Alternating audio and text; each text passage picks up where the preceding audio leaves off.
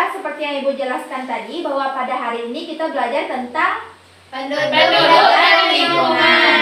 Baik, ada 3 indikator yang kita pelajari pada materi ini. Yang pertama, anak-anak Ibu mampu menjelaskan tentang konsep penduduk dan penyebab kepadatan penduduk dan kekurangan penduduk di suatu tempat. Yang kedua, menyebutkan atau mengidentifikasi apa sih dampak dari kepadatan penduduk terhadap kekurangan air bersih. Yang ketiga, itu anak-anak Ibu mampu mengidentifikasi pencemaran lingkungan dan penyebabnya.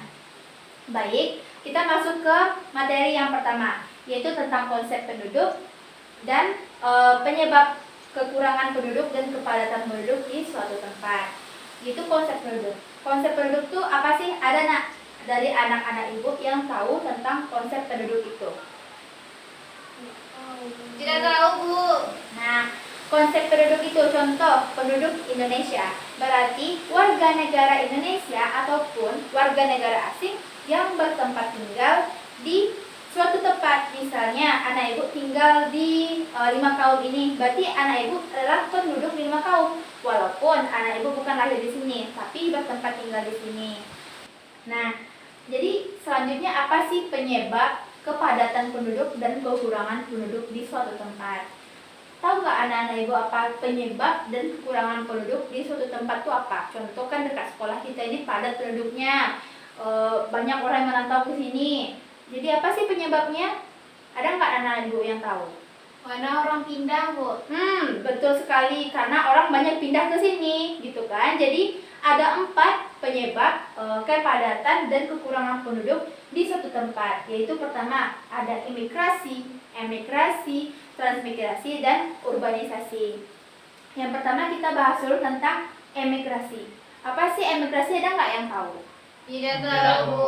Nah, emigrasi itu adalah perpindahan dari suatu tempat ke tempat yang lain. Misalnya anak Ibu pindah misalnya dari kelompok yang ini ada bertiga pindah ke sini. Nah, tempat ini kosong jadinya kan? Iya. Jadi seperti itu perpindahan. Nah, selanjutnya itu ada imigrasi. Imigrasi itu adalah proses masuknya anak-anak Ibu misalnya. Coba berdiri Rahmi sama Teddy di sini.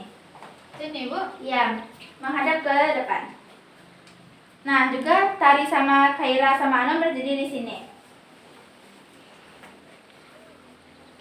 Agak digeser sedikit. Nah, misalnya ini ada satu tempat A, ini ada tempat B. Nah, anak-anak Ibu pindah ke sini. Semuanya, Bu? Ya. Kemana, Bu? Kami pindah. Jadi anak-anak Ibu masuk ke daerah kelompok B kan? Iya. Berarti proses masuknya anak-anak Ibu ke dalam tempat ini adalah imigrasi. Sedangkan kalau emigrasi tadi adalah perpindahan dari satu tempat ke tempat yang lain. Nah, silahkan duduk. Ya, Bu. Nah, selanjutnya itu ada juga transmigrasi. Transmigrasi itu juga sama tadi dengan emigrasi, yaitu perpindahan dari suatu tempat ke tempat yang lain. Cuman bedanya transmigrasi ini adalah contoh anak-anak Ibu berada di suatu tempat. Misalnya anak Ibu berada di daerah A, tapi daerah A ini kan luas nih. Jadi anak-anak Ibu pindah misalnya pertama di lokasi ini, pindah ke lokasi ini, itu yang transmigrasi. Atau bisa kita luaskan tempatnya, itu misalnya anak-anak Ibu kan orang Indonesia kan, jadi anak-anak Ibu misalnya pindah dari Jawa ke Sumatera, tapi masih dalam satu negara, itu yang namanya transmigrasi. Jadi perpindahan masih di dalam satu tempat. Kalau emigrasi itu bisa juga kita contohkan misalnya anak Ibu itu pindah dari Indonesia ke Amerika, contohnya seperti itu perbedaannya. Ada yang ditanyakan mengenai ini? Tidak, Bu. Nah, selanjutnya itu yang keempat, yang terakhir ada urbanisasi. Urbanisasi ini adalah perpindahan penduduk dari desa ke kota. Kan banyak tuh, kalau kita di Minang ini pasti kebudayaan itu adalah merantau. Jadi makanya di Jakarta itu semakin padat juga kan. Jadi itulah pengertiannya. Baik, Ibu akan memberikan contoh mengenai tadi. Ibu kan sudah menjelaskan yang tadi. Nah, kalau misalnya anak Ibu pertamanya itu tinggal di 5 tahun, pindah ke Padang, itu termasuk urbanisasi, transmigrasi. Nah, betul, transmigrasi karena kita itu berada dalam satu daerah Sumatera Barat. Nah, jadi 5 tahun pindah ke padang itu berarti transmigrasi seperti itu. Kalau contoh urbanisasi itu dari desa ke kota. Nah, yang kedua kita masuk ke indikator yang kedua. Dari indikator yang pertama tadi anak ibu ada yang bertanya? Tidak, Bu. Nah, kita masuk ke indikator yang kedua yaitu dampak kepadatan penduduk terhadap kekurangan air bersih. Pastinya anak-anak ibu tahu sebelum ibu menjelaskan, pastinya anak ibu tahu apa sih penyebab, apa sih dampak kepadatan penduduk terhadap kekurangan air bersih. Ada nggak yang bisa menjelaskan? Tadi Bu, Silakan Tari. kenapa air bersih menjadi berkurang? Karena penduduk padat yang menggunakan air bersih semakin banyak. Kemudian air bersih juga semakin tercemar karena biasanya orang membuang sampah sembarangan, makanya air jadi tercemar, Bu. Nah, betul sekali. Beri aplaus untuk Tari dulu. Ibu kasih bintang ya. Nah, selanjutnya itu. Jadi indikator yang kedua ini termasuk mudah. Berarti anak-anak ibu itu memainkan logika di dalamnya. Jadi apa sih dampak kepadatan penduduk terhadap air bersih seperti yang dijelaskan oleh Tari tadi, bahwa yang pakai air bersih itu makin banyak dan sumbernya semakin sedikit. Makanya kekurangan air bersih itu semakin kurang. Seperti itu. Baiklah, kita masuk ke indikator yang ketiga. Nah, di indikator yang ketiga ini, anak-anak ibu mampu mengidentifikasi pencemaran lingkungan dan penyebabnya. Nah, untuk indikator yang ketiga ini sama dengan indikator kedua tadi, ibu tidak akan menjelaskan. Namun, ibu akan membagi anak-anak ibu ke dua kelompok. Lalu silahkan identifikasi keluar kelas. Itu macam-macam 2 contoh pencemaran lingkungan dan penyebabnya.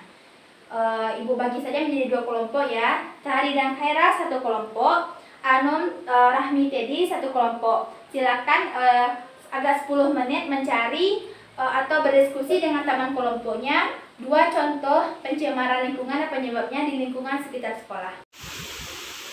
Bagaimana diskusinya anak-anak? Ada yang ke depan? Sudah, Bu. Sudah siap, Bu. Sudah siap, Bu. Sudah siap semuanya nih. Sudah, Bu. Nah, silakan masuk ke kelas ya. Iya, Bu.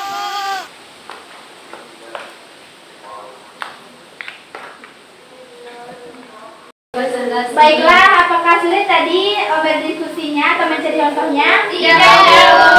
Nah, ibu yakin pasti anak-anak ibu sudah mendapatkan 2 contoh per masing-masing kelompoknya. Nah, silakan sekarang anak-anak ibu masing-masing kelompok presentasikannya ke depan. Kelompok siapa yang pertama? Kelompok 1, silakan. Baiklah, kami akan mempresentasikan hasil pengamatan kami. Yang pertama, yaitu yang kami temukan adalah pencemaran karena pestisida, Bu, yaitu terjadi di rumput-rumput yang kuning karena pestisida. Yang kedua itu ada pencemaran air dikarenakan sampah yang sering dibuang oleh masyarakat ke dalam air tersebut sehingga airnya tercemar.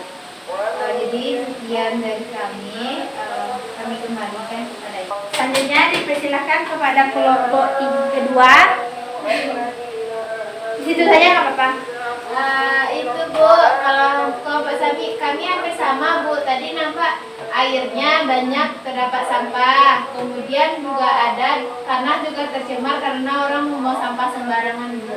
Nah, betul sekali. Berarti kan dari anak-anak ibu tadi mencari 2 pencemaran masing-masingnya beserta penyebabnya, anak-anak ibu sudah paham mengenai dampak yang ditimbulkannya. Jadi anak-anak ibu harus menjaga lingkungannya, harus menjaga jangan buang sampah sembarangan, jangan membuang sampah ke sungai. Nah, bayangkan kalau misalnya anak ibu tadi buang sampah ke sungai kan airnya jadi kotor. Jadi biasakan menjaga lingkungan dan pola hidup sehat. Nah, karena keuntungannya juga akan kita rasakan bersama. Baiklah, sekianlah pembelajaran kita pada hari ini. Mengenai yang tadi, silahkan kerjakan tugasnya di rumah, lalu dikumpulkan minggu depan. Sampai berjumpa di minggu depan. Ibu ucapkan terima kasih atas partisipasinya. Ibu ucapkan assalamualaikum warahmatullahi wabarakatuh.